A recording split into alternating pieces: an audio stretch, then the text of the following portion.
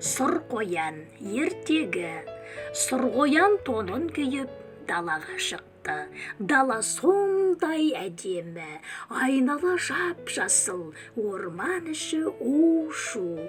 Әнші құстар ән салып, шегірткелер шырылдап, шыбын шіркей ызыңдап, айнала даң-дұң азан-қазан. Бұл тіршілік кешке дейін күн ұясына батқанша жалғаса береді.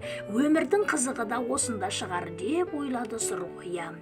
Ол күндегі әдетіне салып, орман шетіндегі орманшының кішкентай үйшігіне қарай бет алды. Қарнын сипап жұтынып қояды. Ол жерде Сұр қоянның сүйікті асы өсіп тұр. Қоян соған бара жатыр. Аяғын ақырын басып, жан-жағына қарап қояды. Екі көзі сәбіздер өсіп тұрған бақшада. Бірақ ол жерден сәбізді алып шығуда оңай шаруа емес. Бұл ұрлық түбі қорлық екенін Сұр қоян да біледі. Бірақ үйренген әдет қалама, сәбізді жегісі келеді де тұрады. Оны көрсе өзін тоқтата алмайды. Сонымен не керек, сәбіз өсіп тұрған бақшаға да ақырын басып жетті-ау. Енді бір сәбізді ала бергені сол үйдің жанында шоқиып отырған орманшының иті мұны сезіп қоймасы бар ма?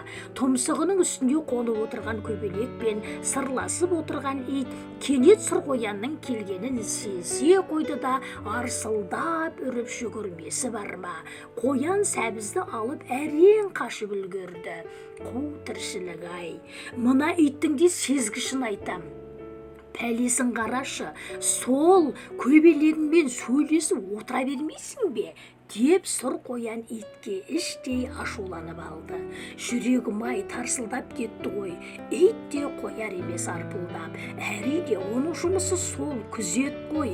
Қайтсын өз жұмысын адал атқармаса, оны да егес аямайды. Мұны Сұр қоян да жақсы біледі. Бірақ тамағы құрғыр қояр емес. Кенет иттің: "Ей Сұр қоян, ұрлық түбі қорлық екенін ұмытпа. Бүгін құтылдың, ертең тұтыласың. Сонда менің ием сенің теріңді сыпырып алады. Байқа", деді. Сұр қоян алды-артына қарамастан зытып орман ішіне еніп кетті.